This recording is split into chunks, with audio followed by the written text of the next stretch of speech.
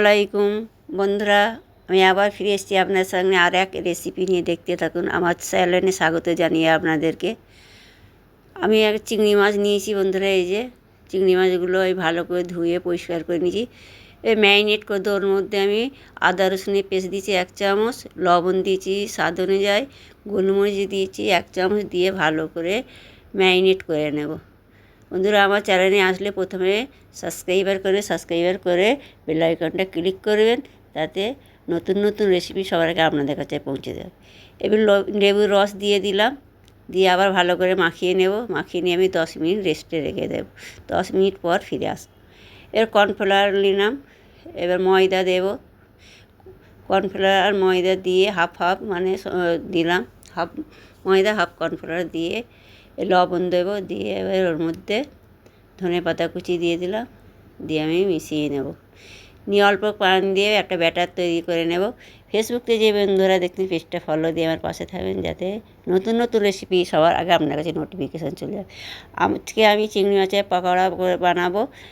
যদি ভালো লাগে অবশ্যই লাইক করবেন, লাইক করে আমার পাশে থাকবেন বন্ধুরা। বেশি বেশি করে শেয়ার করবেন ফ্রেন্ডদের সাথে, ফ্যামিলির সাথে। আমার এই পকোড়ার রেসিপিতে আপনাদের ভালো লাগে অবশ্যই কমেন্টে জানাবেন। এবার আমি কী করছি, ওই ময়দাতে ডুবিয়ে আর এই যে ঘোলটা করে রেখেছিলাম, এই যে প্রথমে ময়দায় কোট করে নেবো বন্ধুরা। ময়দাতে কোট করার পর এবার এই ব্যাটারটাতে ডুবিয়ে আমি দিয়ে দেবো। এবার এক এক করে আমি চিংড়ি মাছগুলো এইভাবে ছেড়ে দেবো। এইভাবে বানিয়ে দেখবেন বন্ধুরা, খেতে তো অসাধারণ হয়। এতটা ক্রাঞ্চি হয়েছিল কি বলবো, আপনারা বানিয়ে দেখবেন, অবশ্যই ভালো লাগবে। সস দিয়ে খাবেন, দেখবেন খেতে কত দুর্দান্ত হয়। এবার আমি উল্টে পাল্টে ভেজে নেব। এতটা ক্রাঞ্চি হয়েছিল কি বলবো, আপনারা বানিয়ে দেখলে বুঝতে পারবেন। এবার দেখুন বন্ধুরা, এই যে এক পিঠ হয়ে গেছে, আর এক পিঠ এই উল্টে দেবো, দিয়ে আমি উল্টে পাল্টে ভেজে নেব। এর ভাজা হয়ে গেছে, এবার উঠিয়ে নেব। উঠিয়ে নিলাম। বাকিগুলো একইভাবে করে দিয়ে দেবো। প্রথমে ময়দায় কোট করে নিতে হবে, তারপরে যেই ব্যাটারটা করে রেখেছিলাম তৈরি করে ওর মধ্যে ডুবিয়ে এক এক করে সব ছেড়ে দেবো। এইভাবে বানাবেন বন্ধুরা, আশা করি ভালোই লাগবে আপনাদের। ভালো লাগলে কমেন্টে অবশ্যই জানাবেন, বেশি বেশি করে শেয়ার করবেন বন্ধুরা। এইভাবে আমার পাশে থাকবেন, যাতে আমি আরও ভালো ভালো রেসিপি আপনাদের দেখাতে পারি। এগুলোও ভাজা হয়ে গেছে, এবার উঠিয়ে নেব।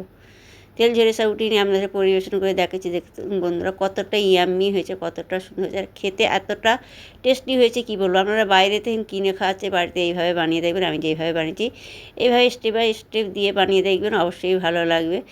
প্রথম থেকে শেষ পর্যন্ত দেখার জন্য অনুরোধ রইল। আর বন্ধুরা দেখুন কতটা ইয়াম্মি হয়েছে, খেতে তো অসাধারণ হয়েছিল। আপনারা একবার হলেও ট্রাই করে দেখবেন, অবশ্যই ভালো লাগবে। আমার এই ছোটো ছোটো রেসিপি যদি আপনাদের ভালো লাগে অবশ্যই কমেন্টে জানান। দেখুন বন্ধুরা, ভিতরটা কত সুন্দর হয়েছে, এতটা ক্রাঞ্চি হয়েছে কি বলবো আপনাদের বলে বোঝাতে পারছি না।